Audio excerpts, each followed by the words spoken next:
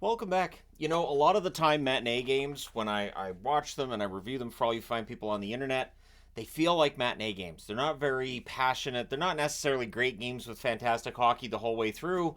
They might be slow to pick things up early. This was not one of those games. So, Markstrom versus Hart, they had a nice tribute to Ed Snyder before the game got started. Sharon Govich has a tip shot that saved when the action gets underway. Early jump was for the Flames in this one. It does not stay that way. DeSimone clears a loose puck near the net. Teams exchange rushes. Pospisil has a one-timer that's kicked aside. Things get pushed on a hole by Carter Hart. That was the prelude to what was to come. Atkinson misses one wide from the slot. This is the official jersey for how the game ended up being played. So Coleman has a rush chance. That's blocked. The shots are 4-2 Calgary, 3.5 minutes in. Konechny to Farabee gets blocked as the Flyers press. Delorier fires one wide. The Flames clear. A net feed to Tippett is also blocked as Calgary's doing their best to try to keep the puck away from the front of their net. Mangiapane then has a chance at the other end. That's held. The Flames draw a power play. A shorthanded rush by Konechny is saved. Again, the Flyers, it feels like, are more dangerous on the shorthanded side of things than on the power play side of things. The Flames set up. They cycle. There's a near miss for Coleman. Power play's killed off. 2 shots on that power play for Calgary. Kadri then draws a second Flames power play. So Konechny was busy in the first period. He drew 2 power plays in it. So the fans definitely disagreed with that. There's an early clear, and then the Flames set up. They cycle. Shorthanded 2-on-1. Lawton has a chance that's held. The power play's killed off. No shots for Calgary on that second power play. Frost has a rush chance that's saved. Then the Flyers draw a power play with 3:26 left. Couturier is denied and close during that. Konechny has a screenshot that's held. The Flames clear. Flyers set up. They cycle. There's a post for Konechny. It's cleared out. It's killed off. So decent power play. No results there for the Flyers. With 1:10 left, there's too many Flames on the ice. The Flyers cycle. The Flames block. We go to the break between the first and second period with 0 goals on the board. Second period, Konechny's denied on the opening shift. Brink has net drive that save. The Flames do finish the kill. Those are the 2 shots on the power play for Philly. And then at 1:55 on a breakaway, Huberdeau opens the scoring for Calgary from Pospisil. Couturier would nearly answer. The Flames clear. And then at 4:15, the Flyers do answer. Frost buries a rebound during some pressure by Philly. Walker and Forrester with the assists. Frost, who's been a healthy scratch recently, and throughout the season, he's been in and out of the lineup being a healthy scratch. But the way he played today, I think he's earned the right to play the next game as well. Tippett's then denied and close. It's cleared out after that. Things get pushy on a hold by Hart. Greer has a hit that draws a crowd, and the penalty was coming on the play, and it feels like this is when the game goes from pretty good back and forth, all right, entertaining game to, okay, so these guys really hate each other. So there was going to be a penalty on the play. So the Flyers go to the power play for the Greer hit on Sanheim. Konechny hits the outside of the post. There's a shorthanded rush by Lindholm. The Flyers cycle. Blocker save on York. The next chance is blocked. It's killed off. Things get pushed on hold by Markstrom. Mangiapane steals one. The puck deflects to Hart. The Flyers then rush. The Flames would get some pressure, and they would score to restore the lead. It's Weegar with his 9th of the season at 9:13 from Coleman and Mangiapane. Backhand, top shelf. So this game is the temperature's rising. The Flames have a lead. It's in Philadelphia. The fans, of course, well, they're always, wanting to see a little bit of blood on the ice. So there's a hit on York that leads to some fighting going on the ice. And York's down on the play. He actually exits there. He would come back into the game, though.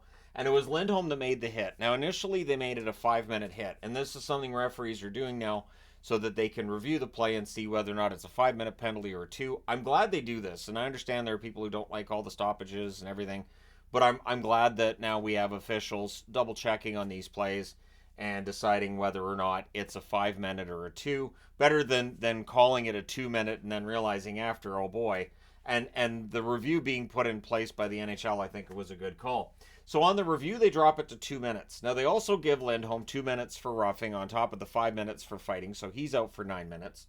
And what that does is it means that Farabee, who got the instigator on the play, and rightfully so, it's an instigator, and I've talked about how if I was in charge, I'd get rid of the instigator penalty. And this is one of the reasons why, where, yeah, it was a hit. Farabee wants to come in and fight, and he gets an extra 2. But in order to even it out and make sure the Flyers still get the power play, it's a 2-minute rough for Lindholm as well. It's kind of silly for 2 extra minutes on each side. But anyways, the Flyers do get that power play. Frost has a shot that's held, and so that power play ends up being killed off. Ristolainen's denied after. Puck's cleared out. With 8.5 minutes left, the shots are 17-8 for the Flyers. But it was getting really physical at this point, and again, the dislike really amping up. Konechny's denied on a turnover chance. Couturier is then denied in close as well, as the Flyers are really starting to take over the game, though they're down by 1. Kadri's robbed on a fast break. The Flames press. They're kept to the outside. Atkinson's denied on a 2-on-1. The Flyers go back to the power play. So Tippett has a shot that deflects wide, and then Couturier. One deflects in off of him. Frost and Zamula with the assists at 16:06. So Morgan Frost adding an assist to his goal earlier in the period. The score is now tied at 2. The Flyers then press for the lead, as this was really their period of hockey. Ristolainen fires one wide, more pressure by the Flyers. The Flames press to close, and then there's some pushing and shoving at the horn. Because again, there's been a couple of hits that the Flyers didn't like, and there's some guys on the Flyers who can deal with that. Guys like Delorier, Hathaway, and whatnot. But this is where it's preventative comes in too, because it doesn't prevent the hits. It just means that after that, you end up with some guys really not happy and looking to exact some measure of retribution's a word for it. Anyway, so it's tied 2-2 going into the third. Early jump was for the Flyers. They clearly really wanted this one. Couturier's denied on a turnover, and then we get some pushing and punching. More pressure by the Flyers. Hathaway has a chance that's held in close, meaning there's more punching and pushing again because it's Hathaway in front of the net.